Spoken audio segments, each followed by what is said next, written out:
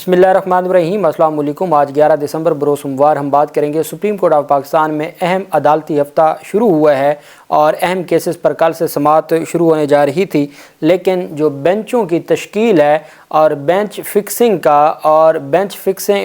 में जो एक अहम पेशरफ सामने आई है एजाज़ुल हसन साहब की, एक तरह से फॉर्जरी की गई है। जो कमेटी का अलामिया था या मिनट्स ऑफ द मीटिंग थे उसमें छेड़खानी की गई है सेक्रेटरी कमेटी की जानिब से, जो रजिस्ट्रार होते हैं सुप्रीम कोर्ट ऑफ पाकिस्तान के।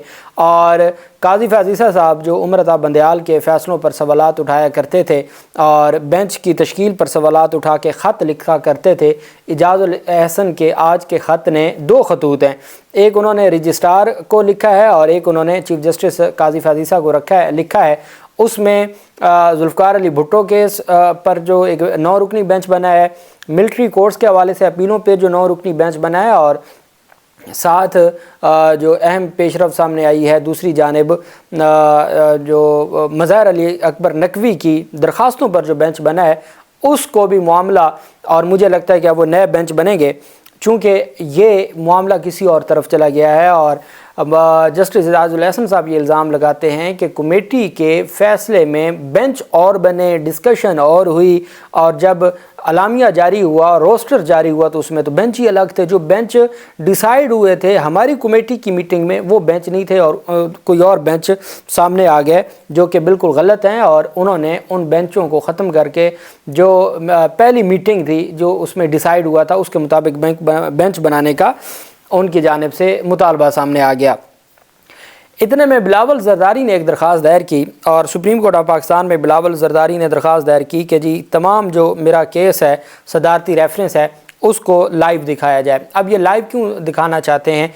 इस लम्हे 2011 का मामला इंतखाबात से शेड्यूल जारी होने से 2 दिन पहले समाअत के लिए मुकर्रर इसलिए किया गया है कि बिलावल जरदारी को एक इशू दिया जा रहा है इंतखाबी कम्पेन के लिए, इलेक्शन कम्पेन के लिए, और दोबारा जुल्फ़िकार अली भुट्टो का जो मामला है उस पर रिमार्क्स आएंगे, वो मीडिया पे चलेंगे और इस तरीके से वो पंजाब खैबर पख्तूनख्वा में कहीं तो रिलीफ नहीं ले सकेंगे, लेकिन सिंध में जो लोग और जो वोटर उनके नाराज़ हैं 5 साल के लिए भुट्टो के साथ की गई ज़्यादतियों का वो फ़ायदा फिर हासिल कर लेंगे और अपनी जो अक्सरियत है सिंध की हद तक उसको बरकरार रख पाएंगे। ये एक मकसद था।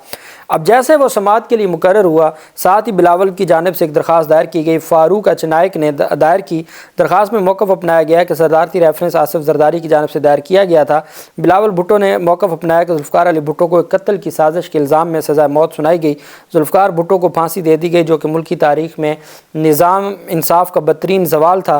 दरख्वास्त में मौक़िफ़ अख्तियार किया गया कि जुल्फ़िकार अली भुट्टो को फांसी दे दी गई, लेकिन उनका नज़रिया आज भी ज़िंदा है। उन्होंने तमाम उम्र कानून की हुक्मरानी की जिद्दोजहद की। जुल्फ़िकार अली भुट्टो को फांसी देना पूरे अदालती निज़ाम पर धब्बा है।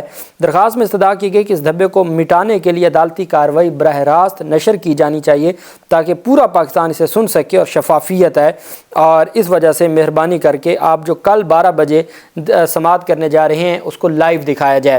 पहले भी काजी फाजीसा साहब इसके ऊपर कह चुके हैं और वो ज़रूर लाइव दिखाई जाएगी, चूँकि बिलावल जरदारी को एक बयानिया देना है और वो बयानिया पंजाब की हद तक के कहीं नहीं चलेगा सिवाय अंदरून सिंध की हद तक, चूँकि वहाँ भी वोटर नाराज़ हैं और उनको भी चूँकि शऊर तो हर जगह आया है और वो भी अपनी एक आज़ाद जो राय है वो अपनी देना चाहते हैं, लेकिन भुट्टो का जो मज़लूमियत है उसको शो करके ये सारा कुछ किया जाएगा और ये एक फ़ायदा दिया जाएगा इंतखाबात से पहले। वहीं पे जो आर्मी अदालतों के ख़िलाफ़ फ़ैसला था सुप्रीम कोर्ट के 5 रुकनी बेंच का, जिसके ख़िलाफ़ इंट्रा कोर्ट अपीलों पर समाअत होने जा रही है, तो वज़ारत दाखिला ने भी इंट्रा कोर्ट अपील में फ़ैसला कलअदम करार देने की इस्तदा कर दी है। वज़ारत दाखिला ने भी अपील दायर कर दी, intra court appeal. Military courts में सिविलियन ट्रायल के ख़िलाफ़ फ़ैसले के मामले पर वज़ारत दाखिला ने भी अपील दायर की। इंट्रा कोर्ट अपील में फ़ैसला कलअदम करार देने की इस्तदा की गई है। वज़ारत दाखिला की अपील में मुख्तलिफ़ कानूनी सवालात उठाए गए हैं, जिसमें कहा गया कि क्या केस आर्टिकल 199 के तहत पहले हाई कोर्ट में जाना चाहिए था। वही सवालात जो जस्टिस सरदार तारिक मसूद अपने پہلے جب سماعت ملٹری کورٹس کے خلاف جو پہلی پٹیشنز تھیں، جب اس پر سماعت ہو رہی تھی اور اس بینچ سے اٹھ کے چلے گئے تھے جسٹس سردار طارق مسعود اور ایک اختلافی نوٹ لکھا تھا، اس میں انہوں نے یہ سوال اٹھایا تھا کہ یہ درخواستیں پہلے 199 کے تحت ہائی کورٹ میں قابل سماعت تھیں، ڈائریکٹ 184(3) کے تحت قابل سماعت نہیں تھیں۔ تو وہ میں نے کہا تھا کہ اس کے اوپر پاکستان تحریک انصاف یہ موقف پہلے ہی بتا چکی ہے کہ جو جج اپنا مائنڈ پہلے ڈسکلوز کر چکا ہے وہ اپیلوں پر سربراہی کیسے کر سکتا ہے اس بینچ کی۔ اب جو وزارت داخلہ نے اس اختلافی نوٹ کا جو ہے وہ سہارا لیتے ہوئے کہا کہ جی کیس آرٹیکل 199 کے تحت پہلے ہائی کورٹ میں جانا چاہیے تھا، لفظ سویلین کی اصطلاح بہت وسیع ہے کہ عدالت نے اسے نظر انداز نہیں کیا، اور وزارت داخلہ کی جانب سے اپیل میں موقف اپنایا گیا کہ سویلین کی اصطلاح میں غیر ملکی اور دہشت گرد بھی آتے ہیں۔ پاکستان آرمی ایکٹ کی دفعات سے متعلق پہلا اختیار ہائی کورٹ کا تھا۔ عدالت عظمیٰ میں دائر اپیل میں یہ بھی کہا گیا کہ سپریم کورٹ خود کئی بار کہہ چکی ہے کہ دیگر فورم موجود ہوں تو آرٹیکل 184(3) کے تحت کارروائی نہیں ہو سکتی۔ یہ دو درخواستیں دائر ہوئیں۔ اب ہم آ جاتے ہیں پہلا جو خط ہے، اور یہ ہمارے جسٹس اعجاز الحسن صاحب جو دوسرے نمبر پر سینئر جج ہیں سپریم کورٹ آف پاکستان کے، انہوں نے secretary committee constituted under section 2 of the Supreme Court practice and procedure act 2023 minutes of the 5th meeting of the committee held on December 7th 2023، انہوں نے جو 7 دسمبر کی میٹنگ ہے اس کے منٹس جاری کیے ہیں اعجاز الحسن صاحب نے۔ اس پر اعجاز الحسن صاحب کی جانب سے جو سوال اٹھایا گیا، انہوں نے کہا کہ جی انہوں نے فوجی عدالتوں کے ٹرائل اور جسٹس مظاہر نقوی کے لیے تشکیل دیے گئے بینچز پر اعتراض اٹھایا۔ انہوں نے کہا جی 7 دسمبر کو 4 بجے چیف جسٹس پاکستان کے آفس میں اجلاس ہوا۔ اجلاس کا ایجنڈا مجھے متعدد مرتبہ رابطوں کے بعد دیا گیا۔ سویلینز کے فوجی عدالتوں کے ٹرائل کے مقدمے میں مجھے بتایا گیا کہ 7 رکنی بینچ تشکیل دیا جائے گا۔ پسند ناپسند کے تاثر سے بچنے کے لیے میرا موقف تھا کہ تمام سینئرز کو بینچ میں شامل کیا جائے۔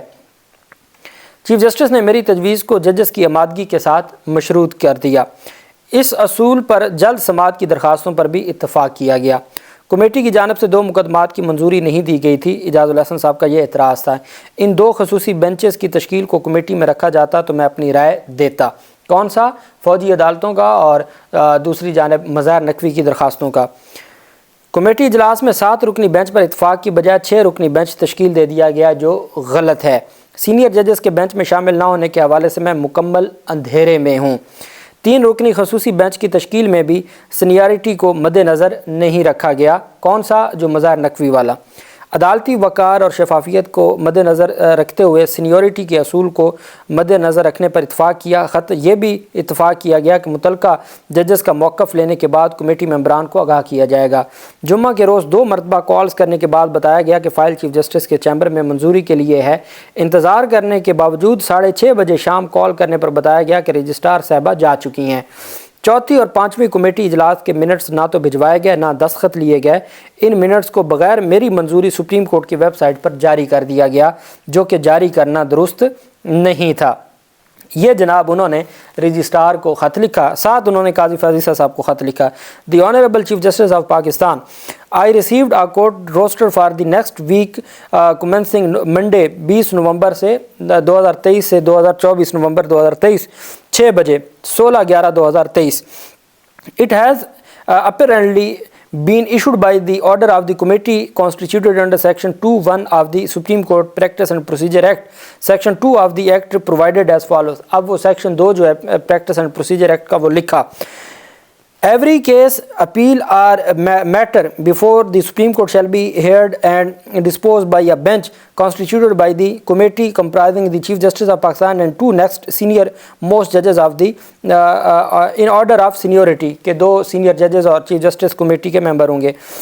Section 2 subsection 2 کہتا ہے soon after commencement of the committee constituted under this section 1 shall hold in first meeting to determine its procedure including for holding meeting and constitution of benches, provided that till such time the procedure is determined under the subsection, the meeting of committee for the purpose of subsection 1 shall be convened by the Chief Justice or other 2 member of the committee at the case may be۔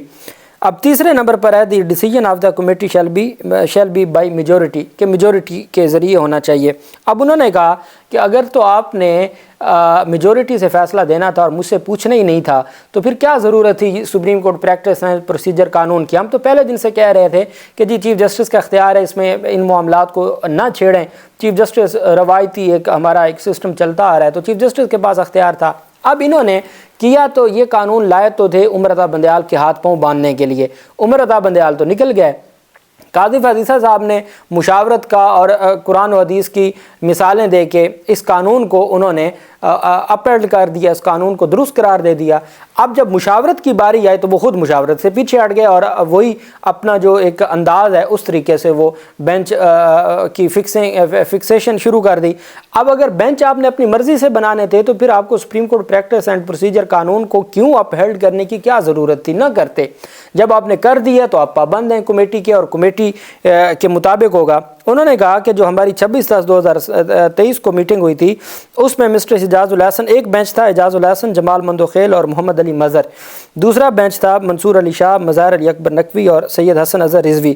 During the said meeting it was agreed that the aforesaid benches will continue till start of winter vacation 16/12/2023۔ اس جو 26 اکتوبر کی meeting میں یہ فیصلہ ہوا تھا، یہ 2 bench بنائے گئے تھے خصوصی، اور کہا گیا تھا کہ جی 16 دسمبر تک یہی بینچ چلیں گے، اور جو سردیوں کی چھٹیاں شروع ہونے سے پہلے۔ پھر اچانک یہ روسٹر کیسے تبدیل ہو گیا؟ پھر انہوں نے کہا جی کہ جو یہ جاری کیا گیا ہے سیکشن 2 کے تحت، اس میں نہ میرے دستخط ہیں، نہ مجھ سے پوچھا گیا ہے، نہ مشاورت کی گئی ہے۔